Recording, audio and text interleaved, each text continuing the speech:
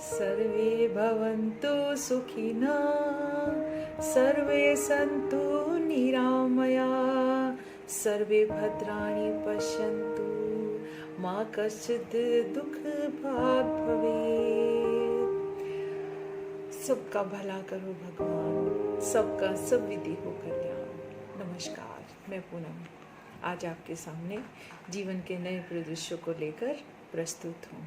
आज मैं आपसे पहचान कराने वाली हूँ, यानी कि अहमास्मि ब्रह्मास्मि। ये मैं नहीं कह रही, हमारे पुराने वेद कह रहे हैं कि हमारे अंदर ब्रह्मांड के जितनी शक्ति निवास करती है। लेकिन आज के परिदृश्य में जब हम देखते हैं कि जीवन की खुशियाँ जो हैं पाने की कोशिश तो करते हैं, लेकिन हमें सोर्स ऑफ एनर्जी कहीं दिखाई नहीं देता और उसको ढूंढने के लिए हम बाहर निकल जाते हैं, कहीं मंदिर में, मस्जिद में, कोई एक्टिविटी में, जैसे गैम्बलिंग में या एडिक्शन में, या इसके अलावा और भी एक्टिविटीज़ होती हैं, उनमें हम वो जो पावर ऑफ एनर्जी को ढूंढने की कोशिश करते हैं कि जीवन को हम एंजॉय कर सकें। लेकिन हम अपनी इनर मैनेजमेंट को कंप्लीट डिस्ट्रॉय कर चुके हैं। बिजी कहने के नाम पे हम कभी अंदर झांक के नहीं देते कि हमारे मन की स्थिति कैसी है और वो कौन सी चीज़ मिस हो गई है जिसकी वजह से इतनी खूबसूरत जीवन में जो भगवान ने इस प्रकृति को इतना सुंदर बनाया है, खुशियाँ दिखाई नहीं देती। जैसे हम फ्रूट जूस को एंजॉय तो करना चाहते हैं और उस जो फ्रूट का जूस हम एंजॉय करना चाहते हैं उसे मिक्सर ग्राइंडर में डाल देते हैं, लेकिन ठीक से ढक्कन बंद करना भूल जाते हैं, या फिर जो उसकी कोड होती है यानी जो वायर होती है इलेक्ट्रिसिटी से कनेक्ट करना भूल जाते हैं, या फिर उसका स्विच ऑन करना भूल जाते हैं, या फिर जो इंग्रेडिएंट्स होते हैं जो टेस्ट बड को इंक्रीज़ करते हैं लाइक लेमन है, ब्लैक पेपर है, वो डालना ही मिस कर जाते हैं। ऐसा ही तो हो रहा है हमारे जीवन में। हम लोगों ने अपनी लाइफ में इस तरह से इनर मैनेजमेंट को कम्प्लीटली डिस्टर्ब कर दिया है। तो आज मैं आपके सामने साइकोलॉजी के कुछ ऐसे एस्पेक्ट के बारे में डिस्कस करूंगी जो आपकी पावर ऑफ एनर्जी को अंदर से ढूंढने में हेल्प करेगा, यानी कि ब्रह्मांड की शक्ति जो आपके अंदर छुपी हुई है उसको आप जानिए, पहचानिए और ज़िंदगी को खूबसूरत बनाइए। तो जानते हैं वो क्या है? We become what we focus.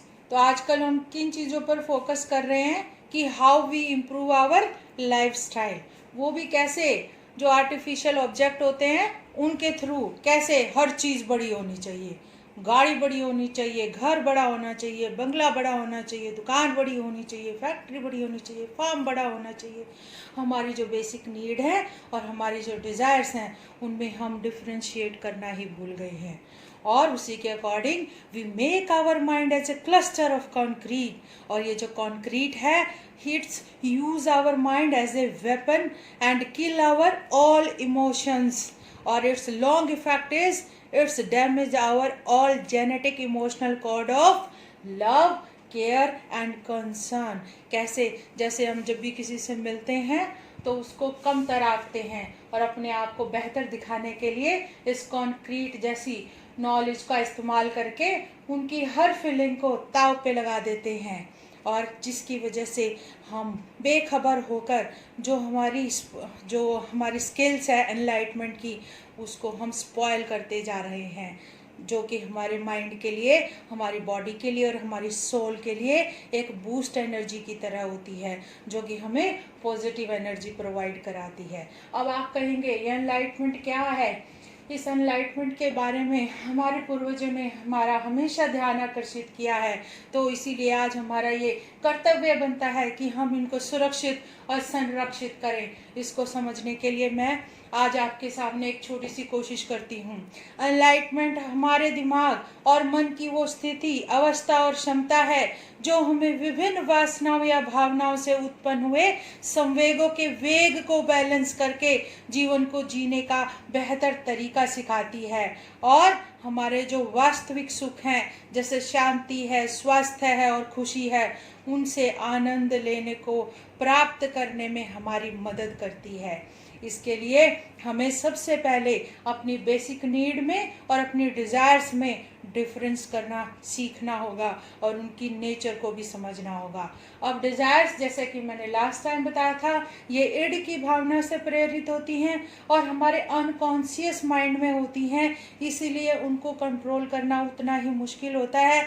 लेकिन हम डेली प्रैक्टिस से, यानी कि एनलाइटमेंट के जो 3 टूल्स हैं हमारे पास, धैर्य, त्याग और सहिष्णुता है, उसका इस्तेमाल करके हम इन जो डिज़ायर से उत्पन्न जो भावनाएं होती हैं, उनके संवेग के जो वेग होती हैं, उनको हम बैलेंस करके अपने जीवन को बेहतर तरीके से जी सकते हैं। जब भी विवेक ये हमारी लाइफ में आते हैं, यानी कि भावनाओं की अधिकता हो जाती है, हमारा माइंड हमेशा कंफ्यूज हो जाता है और हम अनकंफर्टेबल हो जाते हैं। अनकंफर्टेबल होने के बाद हम बहुत सारे बिहेवियर डिसऑर्डर से घिर जाते हैं। आज का बच्चा जाने कितने ही बिहेवियर डिसऑर्डर को लेकर घूम रहा है और उसकी प्रॉब्लम को कोई समझ नहीं पा रहा, और जो साइंस, मेडिकल साइंस है, उसके पास भी कोई परमानेंट इसका इलाज नहीं है। लेकिन आज हमारे पास है। वो कौन कौन सी प्रॉब्लम है पहले समझिए। Attention defect, hyperactivity disorder, anxiety disorder, depression जो हर बच्चे के पास है, bipolar disorder, learning disorder, conduct disorder, और suicide death ratio day by day बढ़ते जा रहा है। इसके अलावा जो मैंने डिफेंस मैकेनिज्म, बिहेवियर डिसऑर्डर बताए थे कि उनका कम से कम इस्तेमाल होना चाहिए, वो भी आज बच्चे ज़्यादा से ज़्यादा इस्तेमाल कर रहे हैं। अब आप कहेंगे कि जो एनलाइटमेंट की फीलिंग है वो हमारी इनर मैनेजमेंट, या फिर ये जो हमारे भावनाएं होती हैं, उनसे जो संवेग होते हैं, उनके वेग यानी कि उतार चढ़ाव को कैसे बैलेंस कर पाती है।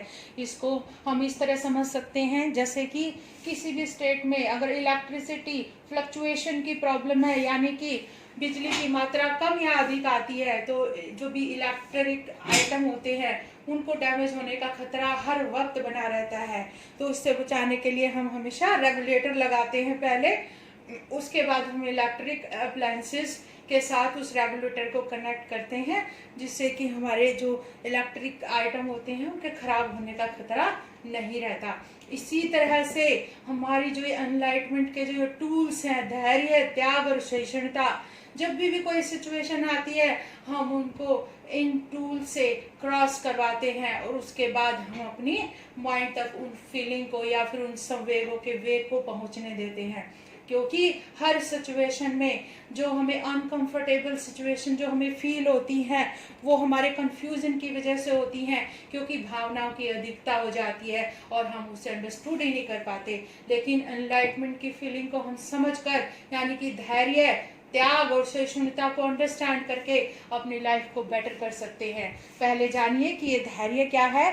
हम धैर्य के अनुसार अपने डिजायर से उत्पन्न जो संवेग होते हैं, उनके वेग को फील करते हैं कि कितनी मात्रा में है हमारे अंदर ये।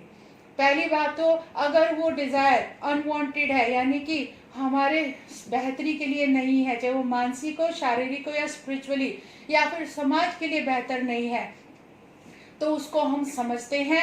उसके बाद जो वेग है उसको समझते हैं कि उससे उत्पन्न जो संवेग उत्पन्न हुए हैं, उनकी वेग यानी कि जो भावनाएं हैं उनकी अधिकता तो नहीं है। तो ऐसा समझने के बाद हम त्याग की तरफ जाते हैं, अनवांटेड डिजायर्स को हम त्याग देते हैं। उसके बाद जो हमारे वेग होते हैं, यानी कि जो भावनाओं की अधिकता होती है, उसमें हम बैलेंस चलाते हैं। उसके बाद है सहिष्णुता। इसके अनुसार हम अपनी कमजोरी को जानते हैं और उससे ऊपर उठने के लिए हर प्रयास करते हैं, अपने आप को हमेशा प्रेरित करते रहते हैं, और जो नेचर है उसके लिए ग्रेटिट्यूड की फीलिंग रखते हैं, क्योंकि नेचर ने हर चीज को एक यूनिकनेस के साथ बनाया है और उसकी यूनिकनेस में ही एक ब्यूटी छिपी हुई है। क्या कि हर वस्तु के होने का इस संसार में एक कारण है। तो ये एक्सेप्ट करते हुए हम उसे लव, केयर और कंसर्न के साथ नर्चर करते हैं। इसके लिए सबसे पहले हमें जीने के लिए आवश्यक जो आवश्यकताएं हैं उनकी प्रकृति को समझेंगे कि हमारी 2 तरह की आवश्यकताएं होती हैं। पहली होती है बेसिक नीड, जैसे खाना, शुद्ध हवा, पानी, सुरक्षा की भावना और पीढ़ियों को आगे बढ़ाने की आवश्यकता। उसके बाद होती है हमारे डिजायर्स, यानी इच्छाएं, ये इच्छाएं ऐसी होती हैं जो दिन प्रतिदिन बढ़ती जाती हैं, लेकिन इनका पूरा ना होने पर हमारे जीवन पर कोई खास फर्क नहीं पड़ता, ठीक है, लेकिन ये जीवन के लिए भी उतनी ही आवश्यक होती हैं। इसलिए इनको सेलेक्ट करने की कला को हमें डेवलप करना होगा कि कौन सी भावना हमारे शारीरिक, मानसिक, आत्मिक या पारिवारिक जो विकास है उसके लिए आवश्यक है और कौन सी नहीं है। अगर कोई आवश्यक है तो उनको पूरा करने का हमारा पहला कर्तव्य होना चाहिए। इसके लिए आपको सभी आवश्यक संसाधन जुटाकर उन्हें पूरा करने की अपनी क्षमता को बढ़ाना चाहिए। अच्छा, इसका फायदा क्या होगा? इसका फ़ायदा ये होगा कि हमारे पास जब सिलेक्टेड जो डिज़ायर्स होंगी हम उनको पूरा करेंगे तो उनसे जो उत्पन्न भावनाएं होंगी वो भी लिमिटेड होंगी, और उन भावनाओं से उत्पन्न जो हमारे वेग होंगे वो भी जो है कम होंगे और उनका अंतराल अधिक होगा, और इस अंतराल के बीच में हमारे दिमाग या मन को उन्हें समझने में आसानी होगी और कोई भी सिचुएशन हमें मुश्किल नहीं लगेगी, हम उसे आसानी से क्रॉस कर जाएंगे। अच्छा, इस ट्रेनिंग के लिए आप अपने पहले तो डायरी और पेन उठाइए और उसमें अपने ये जो बेसिक टूल्स ऑफ लाइफ हैं उनको नोट कीजिए, जिसमें पहला टूल है हमारे धैर्य यानी कि पेशेंस, दूसरा है त्याग यानी कि सेक्रीफाइस, तीसरा है सहिष्णुता यानी कि टॉलरेंस और एक्सेप्टेंस, और उसके बाद हम इनको साथ लेते हुए लव, केयर और कंसर्न पे फोकस करेंगे। ठीक है, मैं अभी आपको ये कला के लिए अभी ट्रेन कर रही हूँ ताकि आप अपने आप भी किसी भी प्रॉब्लम के आने पर जो डिज़ायर्स हैं उनका पूरा ना होने पर आप परेशानी में, कंफ्यूजन में ना आए और उनको इस टेक्निक को अपनाकर कुशलता से उसको पूर्ण करें और आवश्यक नहीं है तो उसको त्याग कर दें। तो आपके सामने कुछ घटक हैं, कंपोनेंट्स हैं हमारे माइंड के जो किसी भी डिज़ायर्स को पूरा करने के लिए आवश्यक होते हैं। सबसे पहला कंपोनेंट है वो है फिजिकल एंड मेंटल स्टेबिलिटी, यानी कि हमारा मानसिक और शारीरिक जो भी आपस में तालमेल है उसमें अच्छी तरह से होना चाहिए और स्टेबिलिटी होनी चाहिए, यानी कि बीमार नहीं होनी चाहिए या फिर हमारे शरीर में कोई प्रॉब्लम नहीं होनी चाहिए। ये गॉड का हमारे लिए सबसे बड़ा गिफ्ट है, क्योंकि इसके थ्रू ही हम जो जीवन के आवश्यक जो आनंद है वो उठा पाते हैं। अगर हम बीमार हों या फिर हमारे दिमागी तौर से बैलेंस ठीक ना हो तो हम किसी भी चीज़ को एंजॉय नहीं कर पाएंगे। तो इसके लिए हम पहले क्या करेंगे, धैर्य के अकॉर्डिंग हम ये फिक्स करेंगे कि हमें कोई शारीरिक या मानसिक प्रॉब्लम तो नहीं है, या फिर इनके तालमेल में कोई प्रॉब्लम तो नहीं है, या फिर इनमें स्टेबिलिटी तो है अच्छे से, यानी कि ऐसा तो नहीं है अभी मैं बीमार हूँ या फिर उसके बाद थोड़ा बहुत ठीक हूँ और कुछ थोड़ा बहुत कर लेता हूँ। अगर इस तरह की सिचुएशन है तो उसको फिक्स करेंगे। फिर त्याग की सिचुएशन पे आते हैं। हमें सबको मालूम है कि शारीरिक या दिमागी तौर पर हम इम्बैलेंस क्यों होते हैं, हमारा जब बेड लाइफस्टाइल होता है उसकी वजह से होते हैं। तो हम जानेंगे कि वो कौन सा लाइफस्टाइल है जिसकी वजह से हम स्टेबिलिटी है वो शारीरिक और मानसिक तौर से हम प्राप्त नहीं कर पा रहे हैं, और उसको हम छोड़ने की कोशिश करेंगे या इम्प्रूव करने की कोशिश करेंगे। उसकी बेहतरी के लिए अगर हमारा मानसिक तौर से कोई भी संतुलन ठीक से नहीं है उसको हम समझेंगे और नकारात्मक भावनाओं का त्याग करेंगे। उसके बाद है सहिष्णुता की फीलिंग। इसके अनुसार हम टॉलरेंस और एक्सेप्टेंस के अनुसार सुबह उठकर हर रोज एक सकारात्मक विचार है उसको देखेंगे, सुनेंगे और ग्रहण करेंगे, और लाइफस्टाइल को बेहतर बनाने के लिए हर रोज एक्सरसाइज को अडॉप्ट करेंगे, वो चाहे हमारी फिजिकल हो या फिर मेंटल हो। इसके अलावा हम स्पोर्ट्स में पार्टिसिपेट करेंगे, इससे हमारा माइंड और शरीर दोनों बेहतर तरीके से इन्वॉल्व रहता है। इससे बच्चे भी सीखेंगे हमें देखकर, और गेम को खेलते हुए हमारा दिमाग जो है सेक्रीफाइस करना, कॉम्प्रोमाइज़ करना, साथ में जीत को जो है डील करना और हार को फेस करना सीखता है। इसके अलावा और भी जो मानसिक स्टेबिलिटी की जो सिचुएशंस हैं वो स्पोर्ट्स के थ्रू हमारी कंप्लीट हो जाती हैं। इसके साथ हम हर प्राणी की यूनिकनेस को समझेंगे और उसको समझकर ब्यूटी को समझेंगे उसकी, कि वो अगर यूनिक है तो उसके होने का कोई कारण है, और लव, केयर, कंसर्न के साथ उसको एक्सेप्ट करेंगे और उसको नर्चर करेंगे। इसका बेनिफिट क्या होगा कि हमारा शरीर और दिमाग वो बेहतर तालमेल के साथ काम करेगा, हमारे शरीर में स्टेबिलिटी अच्छे से आएगी। इसके कारण हमारी जो है अंडरस्टैंडिंग अच्छे से डेवलप होगी और कॉन्फिडेंस मेंटेन होएगा, और कॉन्फिडेंस की वजह से हम हर सिचुएशन को ठीक से समझ पाएंगे और ठीक से फेस कर पाएंगे। उसके बाद है पोटेंशियल एंड इंटेलिजेंसी। अब बेसिक पोटेंशियल क्या है, इसका मतलब है मूल क्षमता, यानी कि हमारे अंदर जो है किसी भी चीज़ को करने का सामर्थ्य कितना है, या फिर डिज़ायर्स को जो है पूरा करने की जो है हमारे अंदर पोटेंशियल शक्ति कितनी है। हम इसके लिए हम धैर्य के अकॉर्डिंग जाते हैं। धैर्य में हम अपने डिज़ायर्स को पूरा करने की आवश्यकता को पहले तो समझते हैं कि वो हमारी प्रगति के लिए, समाज की, सोसाइटी की जो है प्रगति के लिए आवश्यक है या फिर नहीं है। फिर हम उसकी पोटेंशियल को फिक्स करेंगे कि क्या इसको पूरा करने की हमारे अंदर क्षमता है या फिर नहीं है। उसके अकॉर्डिंग फिर हम त्याग पे जाते हैं।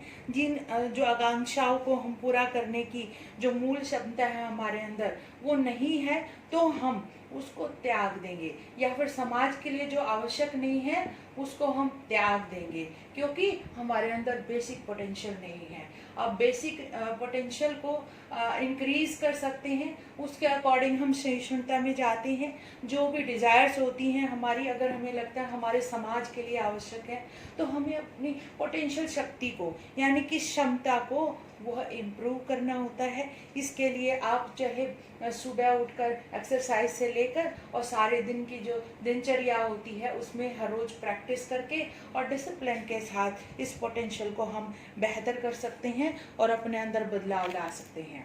इसके अलावा हम मेंटल की जब बात करते हैं तो हम अलग अलग क्विज में पार्टिसिपेट करते हैं, चाहे वो IQ से रिलेटेड हो या फिर और किसी तरह का कंपटीशन हो। ये कंपटीशन जो है हमारा खुद के साथ होता है, हम किसी और के साथ नहीं कर सकते। क्योंकि हमें अपने आप को हर वक्त बेहतर बनाना होता है। इसीलिए हम अपनी प्रोग्रेस को हमेशा फोकस करते हैं कि जो हम कल थे वो नेक्स्ट डे बेहतर होना चाहिए, उसके लिए हर जो है प्रयास करते हैं जो संभव होता है। ठीक है। इसके अलावा हम अपना जो इंटेलिजेंस है उसको बढ़ाने के लिए अपने फूड में प्रोटीन होते हैं उसको ज़्यादा लेंगे, रेगुलर लेंगे, जैसे कि बादाम है, अखरोट है, इनका हम सुबह उठकर खाली पेट सेवन करेंगे। इसके अलावा जो हम हमेशा जो भी कितनी नेचर है उसका और बेसिक जो पोटेंशियल किसी भी व्यक्ति या किसी भी जानवर की पोटेंशियल शक्ति को जानेंगे, समझने की कोशिश करेंगे और अपनी इच्छाएं उसी के अनुसार रखेंगे। इसका फ़ायदा क्या होगा कि हमारे बच्चे जिनकी बेसिक पोटेंशियल को हम जानते हैं उसके अनुसार अगर हम अपनी इच्छाएं रखेंगे तो बच्चे के ऊपर प्रेशर नहीं आएगा, वो डिप्रेशन में नहीं जाएंगे और सुसाइड जैसे जो है जो कृत्य होते हैं उनको बच्चे नहीं अपनाएंगे और उनको लव, केयर और कंसर्न के साथ नर्चर करेंगे। उसके बाद है आपका इंटरेस्ट एंड एटीट्यूड, यानी कि विभिन्न रुचियों को सीखने का जो हमारे अंदर एटीट्यूड कैसा है, यानी नेगेटिव है या फिर पॉजिटिव है। अब क्योंकि रुचियां हमारे जीवन के लिए बहुत आवश्यक हैं, उमंग और उत्साह लेके आती हैं, इसीलिए हम धैर्य से जो है अपनी रुचियों को जानने की कोशिश करते हैं और उन रुचियों को सीखने के लिए हमारे मन में या हमारे दिमाग में कैसा एटीट्यूड है उसको जानने की कोशिश करते हैं। फिर हम त्याग की फीलिंग पे आते हैं, क्योंकि अलग अलग रुचियां हमारे लिए बहुत आवश्यक हैं, तो उसके लिए पहले तो हम आलस को त्यागते हैं। उसके बाद जो नेगेटिव हमारी सोच है किसी भी रुचि को सीखने के लिए उसका त्याग करते हैं। तीसरा, कुछ रुचियां ऐसी होती हैं जो हमारे विकास के लिए और समाज के विकास के लिए आवश्यक नहीं होती, अच्छी नहीं होती, उनका भी त्याग करते हैं। फिर हम सहिष्णुता पर जाते हैं। सहिष्णुता के अनुसार हम उन रुचियों को और बेहतर बनाने की कोशिश करते हैं या फिर डायरेक्शन देने की कोशिश करते हैं जो हमारे परिवार के लिए आवश्यक होती हैं।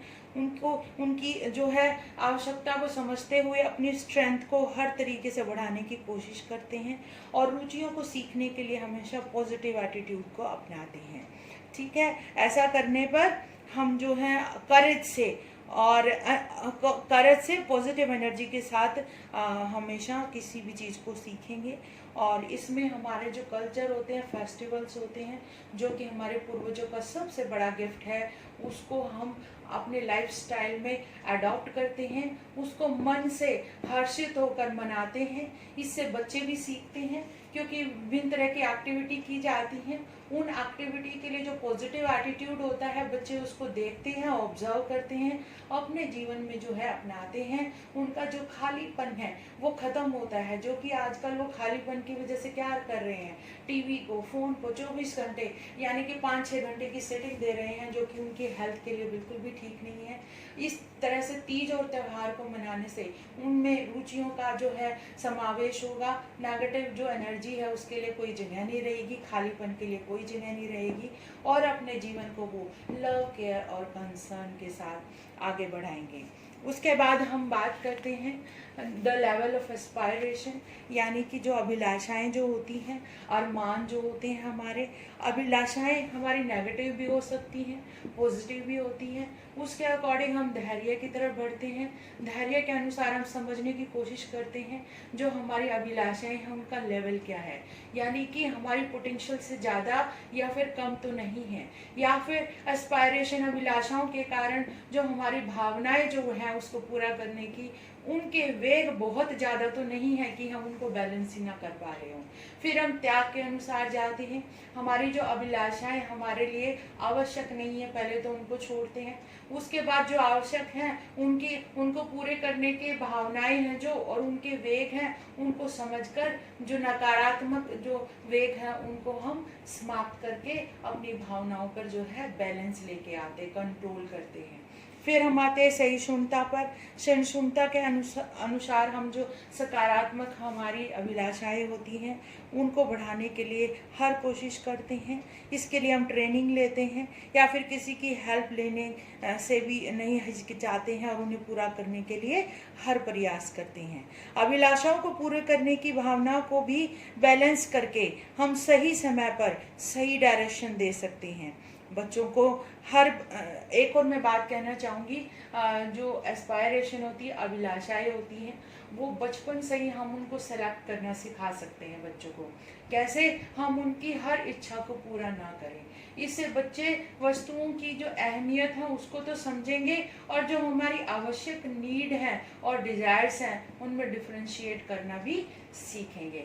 उसके बाद है गोल ऑफ लाइफ। ये गोल ऑफ लाइफ हमारी लाइफ का सबसे इम्पॉर्टेंट हिस्सा होता है, क्योंकि सुबह उठने के लिए यही हमें प्रेरित करता है कि हमें जीवन में कुछ करना है। इसके लिए हम धैर्य की ओर जाते हैं, और धैर्य के अनुसार हम ये समझने की कोशिश करते हैं कि हमारी लाइफ में गोल कौन सा है और कौन सा गोल होना चाहिए जो हमारी प्रगति और समाज के लिए आवश्यक है।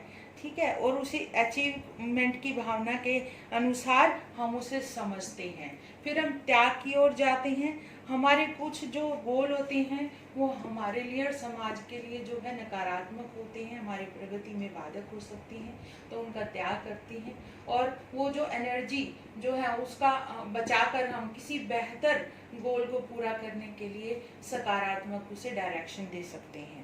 ठीक है, उसके बाद जो हम हमारे गोल ऑफ लाइफ को अचीव करने की जो भावनाएं होती हैं उनके संवेगों को समझते हैं, और उनकी ज़्यादा अप एंड डाउन को बैलेंस करने की कोशिश करते हैं। उसके बाद हम सहिष्णुता पर आते हैं। इसमें हम अपने इकिगाई को समझते हैं, यानी कि हमें कौन सा काम करना अच्छा लगता है, और उसी के अनुसार हम अपना सामर्थ्य है उसको बढ़ाते हैं, और अपनी पसंद और समाज की आवश्यकता को पहचान कर हम हमेशा उसे पूरा करने की कोशिश करते हैं, और लाइफ में अपना प्रोफेशन भी उसके अनुसार चुन सकते हैं। ये जो इकिगाई है, मैं अगली वीडियो में आपको बताऊंगी कि किस तरह से आप अपने प्रोफेशन को चुनने में इकिगाई की जो फीलिंग है, या फिर जो इकिगाई की एक जो स्टेट ऑफ थ्योरी है उसका इस्तेमाल आप कर सकते हैं। इसके लिए आपको सबसे ज़्यादा डिसिप्लिन और टाइम टेबल की आवश्यकता होगी, और हर बैरियर्स को यानी रुकावट को अपॉर्चुनिटी समझकर आगे बढ़ने की हमेशा कोशिश करनी होगी। ठीक है, और अपने लक्ष्य के साथ दूसरे के लक्ष्य को भी हम समझेंगे। ठीक है, यानी जिस तरह से हमारा लक्ष्य है वो हमारे लिए इम्पॉर्टेंट है और हम उसी की लिए सुबह उठते हैं पूरा करने के लिए और सारे जीवन को जीते हैं। इसी तरह जो और व्यक्ति हैं उन लोगों का गोल भी उतना ही इम्पॉर्टेंट है। उसको समझते हुए, उनके साथ ग्रेटिट्यूड की फीलिंग रखते हुए और लव, केयर और कंसर्न पर हम फोकस करते हैं। उसके बाद है सोसाइटी एंड एनवायरनमेंट। ये समाज और उसके चारों तरफ का वातावरण, यानी हमारा स्कूल है, जो हमारे मंदिर हैं, हमारे मस्जिद हैं, इसके अलावा और भी सोसाइटी होती हैं, उनका हमारे जीवन की उन्नति में बहुत बड़ा भाग होता है, बहुत बड़ी जो है भूमिका होती है। तो इस भूमिका को समझते हुए कि हमारे जीवन में इनकी क्या आवश्यकता है और दूसरा इनकी जो आवश्यकताएं हैं सोसाइटी की और एनवायरनमेंट की, उसमें हम अपना क्या सहयोग दे सकते हैं, इसके लिए हम धैर्य की तरफ जाते हैं। धैर्य में हम अपने दोस्तों, परिवार, समाज और देश के प्रति भावनाओं को समझने की कोशिश करते हैं कि ये नेगेटिव हैं या फिर पॉजिटिव हैं। अगर लाइफ को हम मीनिंग देना चाहते हैं अच्छे से और अपनी भावनाएं जो रिलेटेड है हमारे कंट्री के साथ, सोसाइटी के साथ या फिर ब्रदरहुड की फीलिंग है, उनको जो है बढ़ाने के लिए उनकी कैपेसिटी को समझने की कोशिश करेंगे। इसके लिए हम त्याग की फीलिंग पे जाएंगे। जो भावना हमारे परिवार और दोस्तों या फिर समाज के लिए ठीक नहीं है, रुकावट है, हम उन सब का त्याग कर देंगे।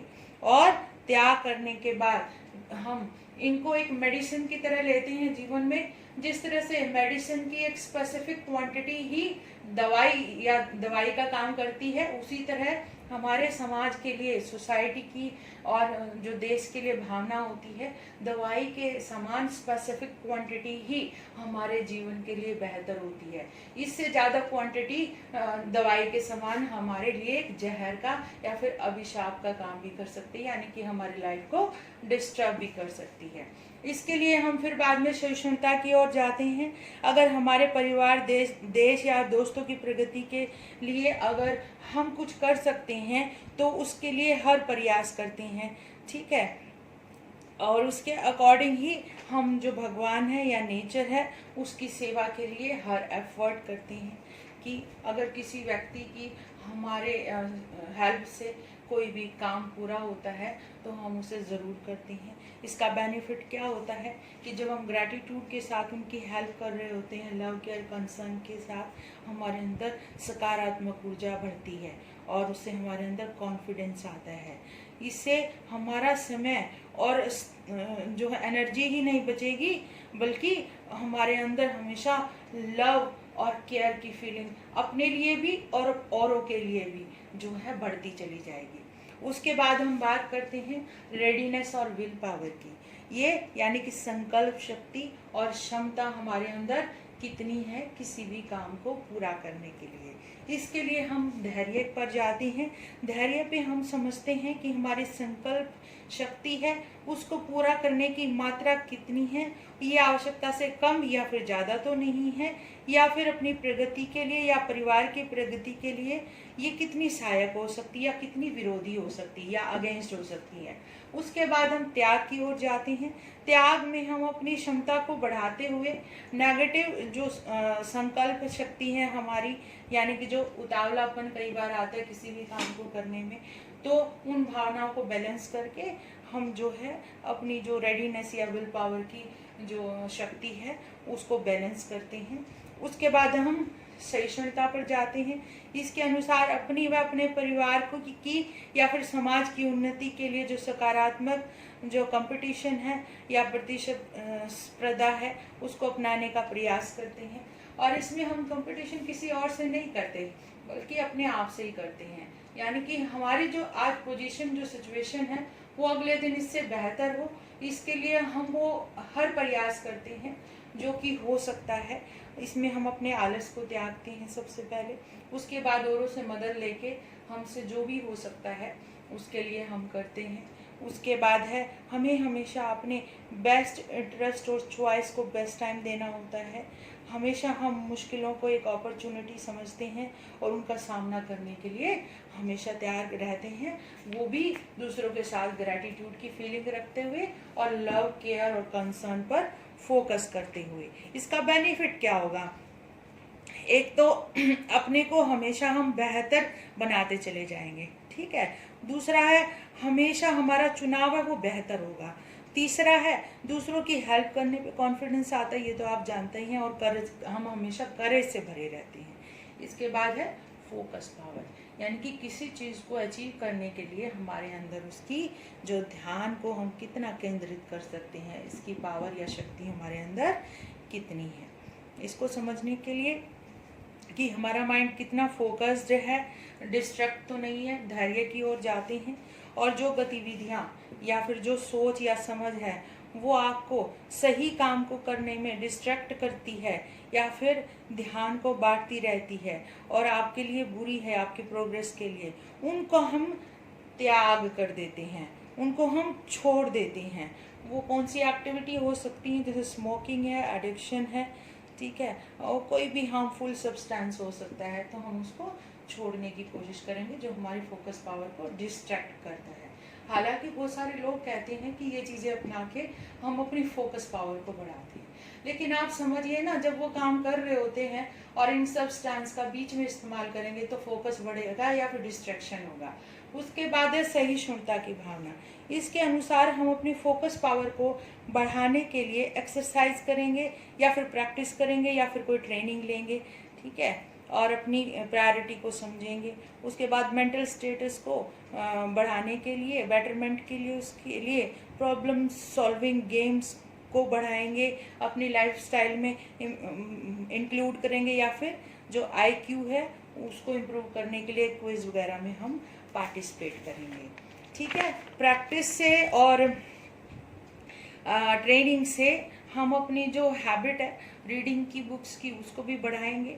साथ में हम प्रोटीन है, ओमेगा 3 है, विटामिन B है, इनको भी अपने डाइट का इम्पोर्टेंट हिस्सा बनाएंगे।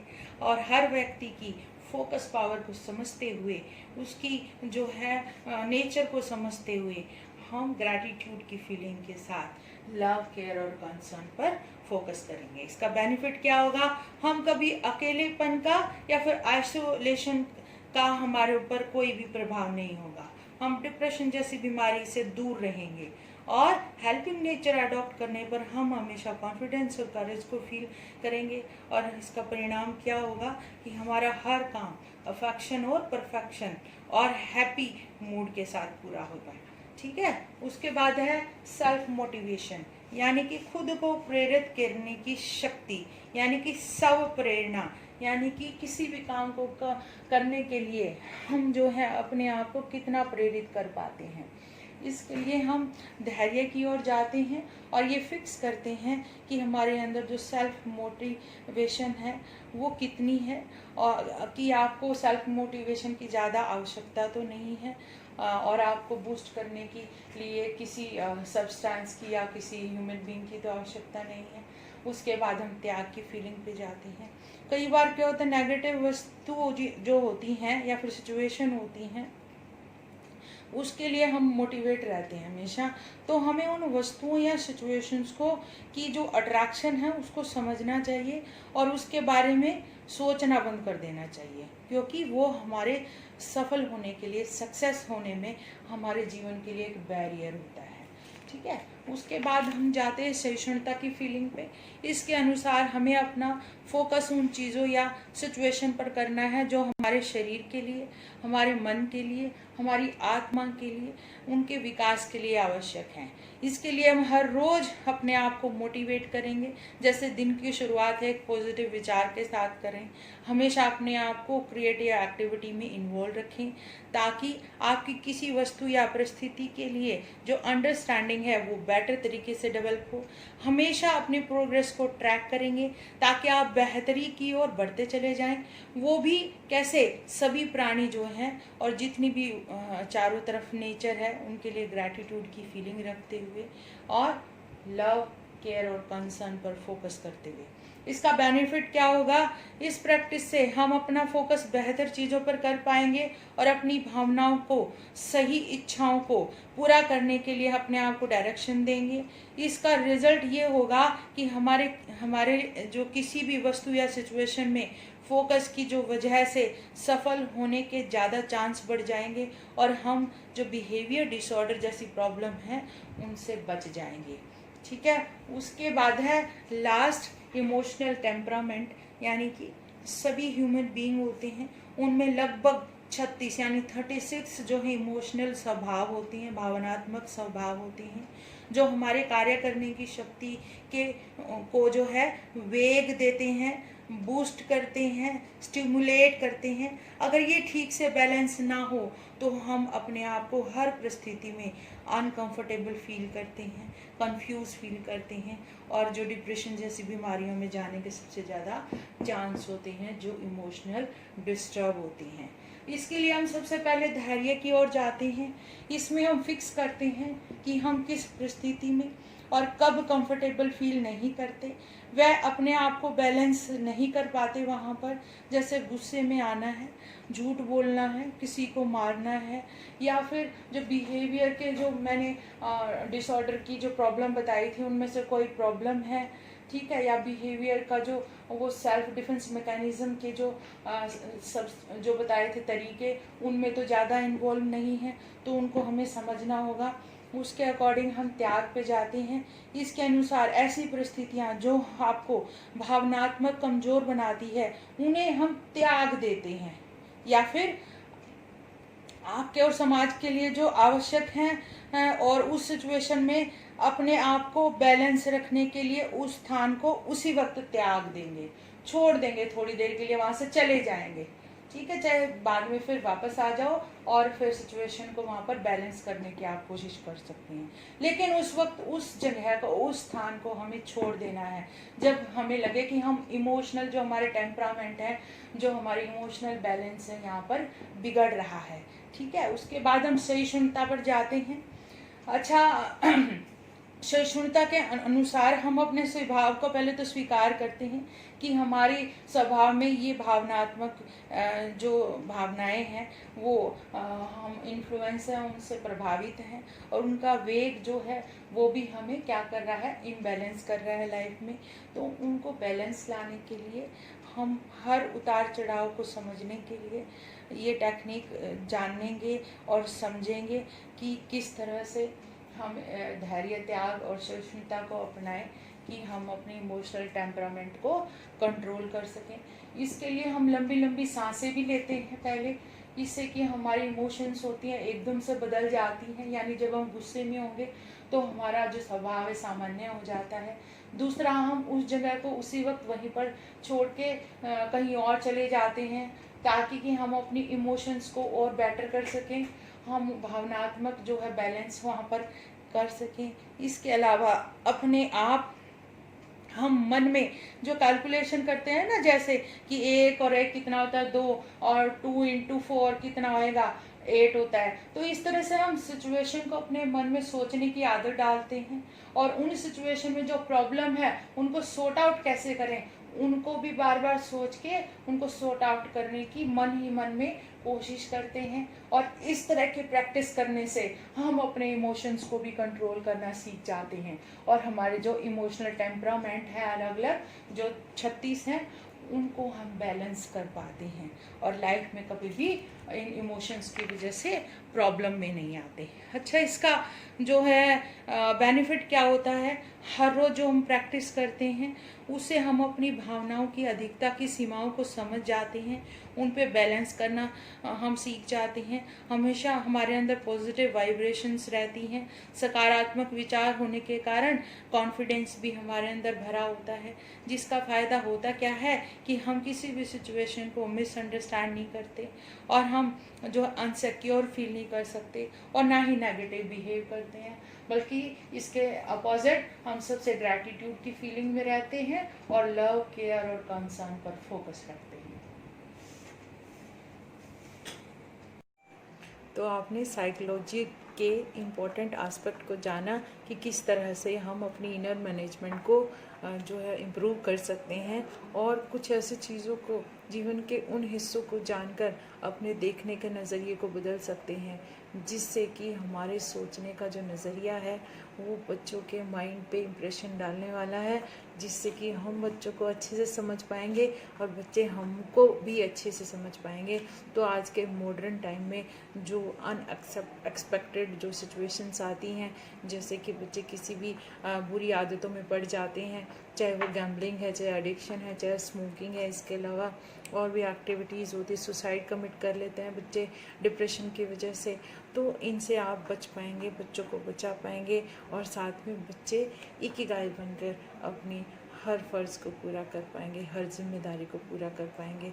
और ये इकिगाई है क्या, इसका मैं आपको अगली वीडियो में विवरण दूंगी, आपको समझाने की कोशिश करूंगी, जिसमें कि आप अपनी और बच्चे दोनों की इनर मैनेजमेंट में और एक स्ट्रेंथ लेके आएंगे और उनको आगे बढ़ने के लिए प्रेरित करेंगे। तो अभी मुझे जाने की इजाज़त दीजिए और मैं दोबारा से आने का प्रॉमिस करती हूँ आपसे, और ये उम्मीद करती हूँ कि जो टूल्स जो मैंने आपको बताए हैं उनको बारे में आप सोचेंगे, समझेंगे, ध्यान रखेंगे, अपने जीवन को सुंदर बनाएंगे और सफल बनाएंगे। धन्यवाद।